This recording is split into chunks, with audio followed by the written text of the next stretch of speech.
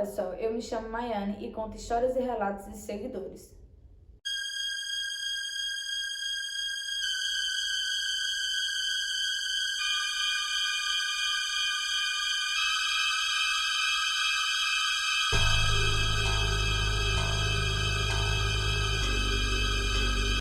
Antes de começar a história, eu queria pedir a vocês, para vocês deixarem um like, se inscrever no canal se você não for inscrito. E se você tiver alguma história ou algum relato que você queira que tragamos aqui pro canal, deixem lá no meu Instagram, vou deixar o arroba aqui embaixo.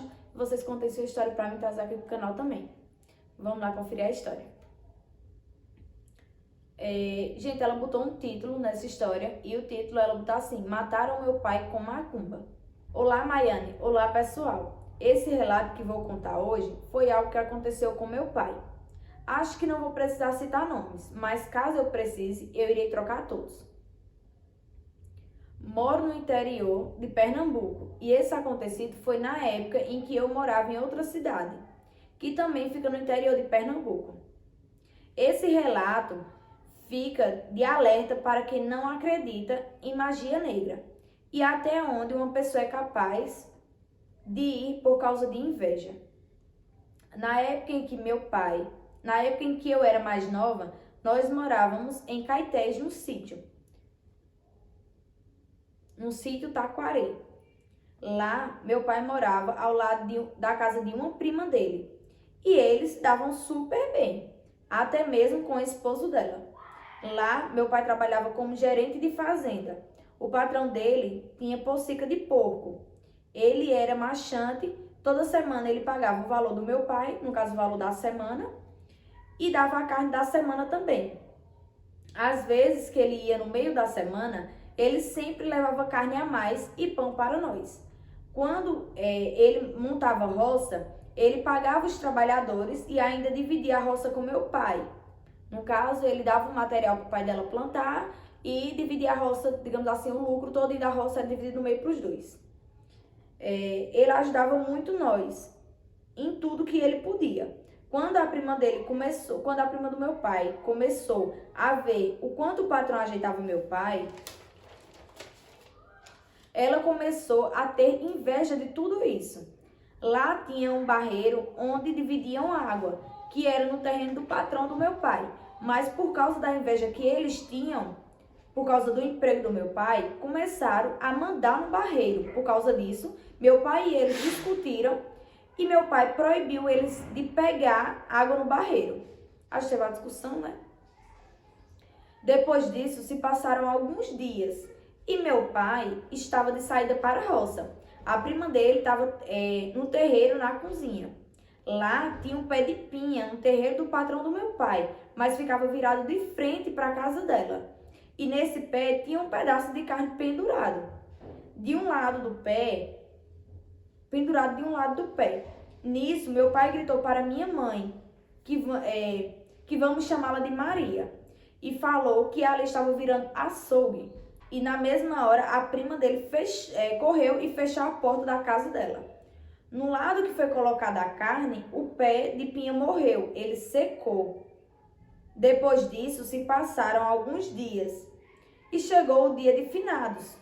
Eu havia viajado com minha tia para a cidade que iríamos, ao cemitério, e minha mãe tinha saído para a casa da minha avó, que sempre rezava um terço em homenagem aos que morreram. Nesse dia, se juntou o marido da prima dele e o irmão e foram tentar matar meu pai. Fizeram uma tucaia, um com um revólver e outro com uma faca. Quando chegaram, começaram a discutir e meu pai falou que o marido da prima dele não era um homem, pois precisou de outra pessoa para matar meu pai. Meu pai sempre andou armado, mas nesse dia não havia levado nada para se proteger. Meu pai nunca baixou a cabeça para ninguém, nem mesmo nesse dia. No meio da confusão, passou 2 rapazes que conheciam meu pai. Foi Deus que colocou eles no caminho, para que impedisse de fazerem algo com meu pai. Quando esses 2 caras chegou, o marido da prima do meu pai ficou com medo e falou que não tinha ido para matar ele não. e meu pai continuou batendo de frente com ele. Depois que acabou a discussão, eles foram embora e meu pai chegou em casa, pegou um facão e foi na porta da prima dele e chamou o marido dela para briga. Ainda foi lá desaforada.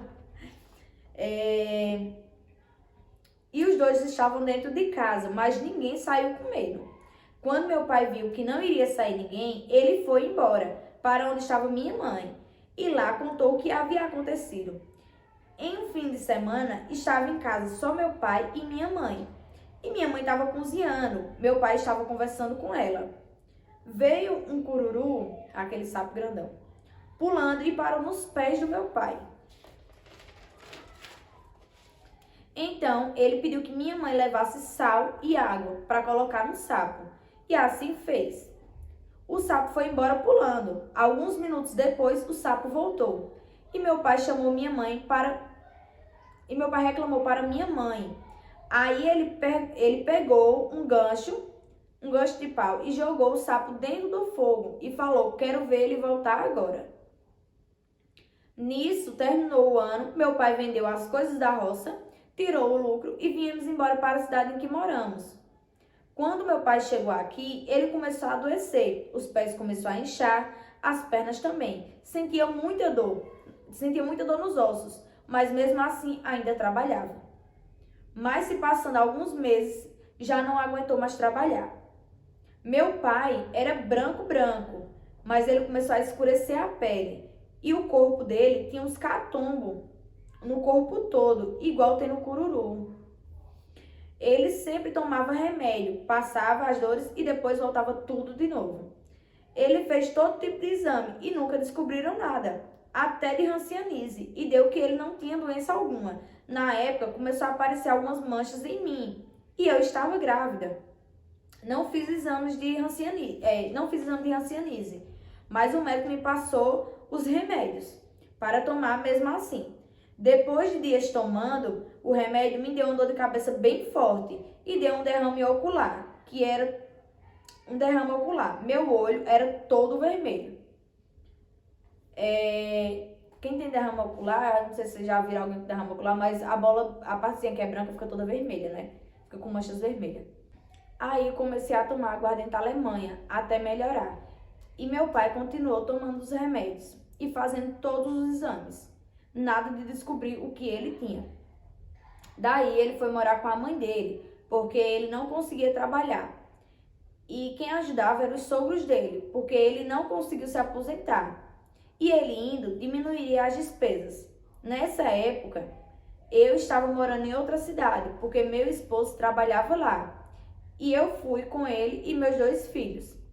Com minha mãe, ficou minhas irmãs e meu pai foi morar em Garanhuns. Quando ele chegou lá, ele só andou uma semana, com muita dificuldade, e só dentro de casa, pegando nas paredes.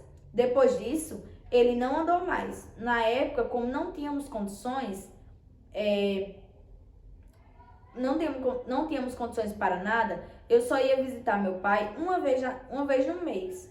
E no dia que eu fui vê-lo, ele já não estava mais inchado. Ele estava só o couro e o osso, muito magro. Era ver que não tinha carne no corpo dele.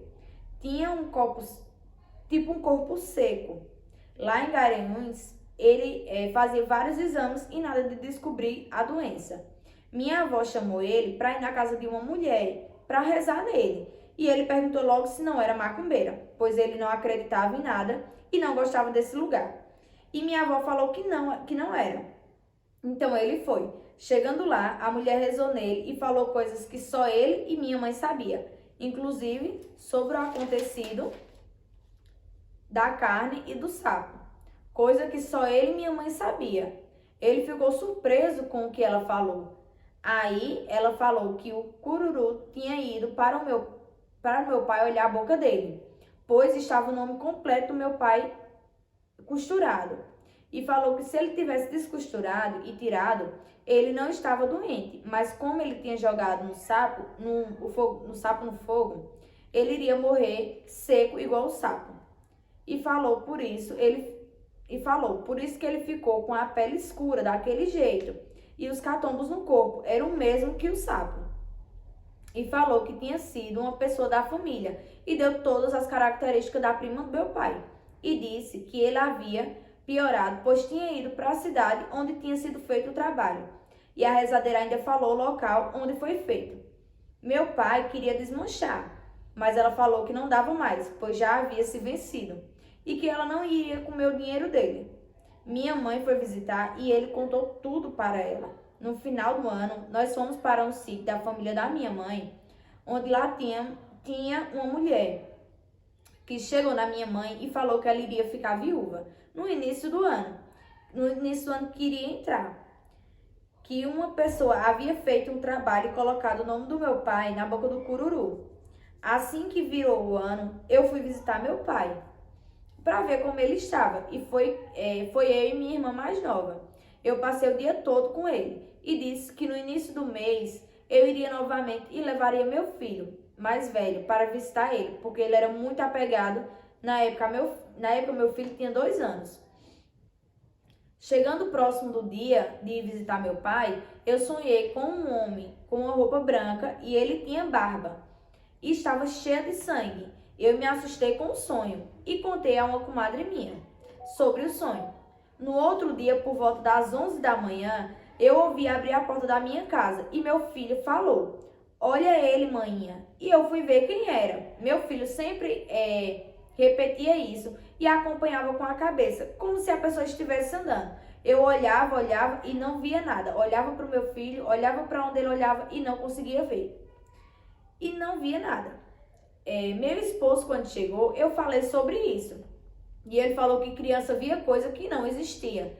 Nós almoçamos e fomos para a fazenda onde meu esposo trabalhava. Chegando lá, pouco tempo chegou minha tia, irmã do meu pai, para avisar que ele havia falecido. Meu esposo arrumou dinheiro emprestado para eu comprar um cartão, pois na época não tinha celular, e ligar para avisar minha mãe, com o restante pagar a passagem de volta.